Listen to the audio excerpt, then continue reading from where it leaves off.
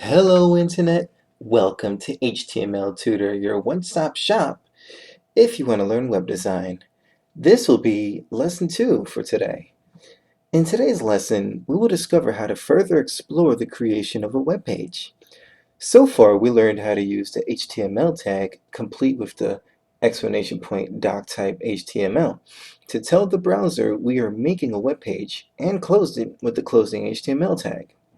So now we're going to expand on that knowledge right now. Today, we're going to learn how to nest.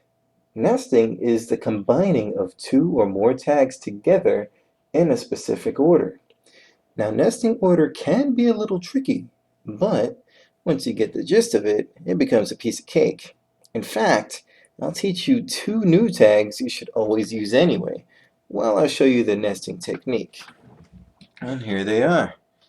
You got the header tag, and of course its closer, and the title tag, complete with its close.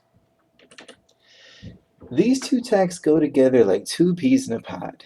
Aren't they just the cutest little things? No? Okay, fine. Moving on. When nesting, the order usually looks like this. You have your first opening tag, followed by the second opening tag, any old text here, followed by the second closing tag, and then the first closing tag. Did you see that?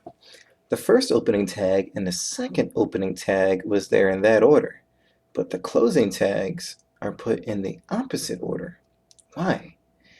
This is because of the sandwich principle. The second closing tag and opening tags are in between the first. So you could think of the first opening and closing tag as the bread, and the second opening and closing tag as the meat, or cheese, or lettuce, or tomato, or whatever floats your sandwich making boat. So how does this help us in using the two new tags? And what exactly do they do? Very good questions. Let's explore that, shall we? The header tag tells the browser that we are about to start a title for the web page tab. The title tag actually contains, for lack of a better phrase, title of the page. So it'll look something like this.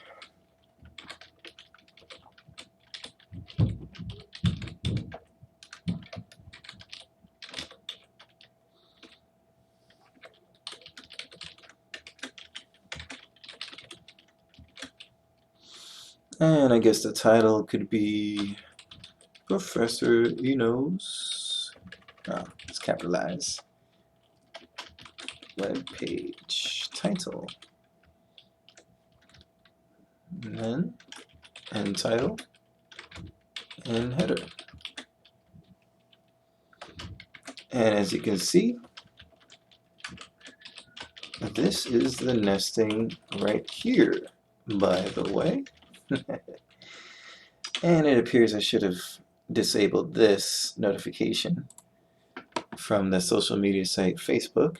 But hey, that's a good little example of an advanced technique I'll show you much later on. And last but not least, the closing tag for the HTML. And that's it. Simple, right? You just told the browser in HTML that you want to firstly make a web page, and in that page, the title should be called Professor Eno's web page title. Wouldn't it be nice if you could see how the web page would look? Well, you can. You can see when you open up a Notepad document, you can put in the tags like shown above, and then you can save it. However, you can't just save it as a text document. That extension won't make it a web page no matter how many tags you put into it. You have to save it with the extension .html at the end of it, like so. See right here, the text? That won't work. So you could save it as lesson2.html and save it anywhere you like. I guess we'll just save it here, and voila. That's basically it. So try it out. Using those tags I taught you above, create a web page and save it as lesson2.html. And if you did it right, it'll show up as a web page. And that's it. Easy, right? This ends lesson 2.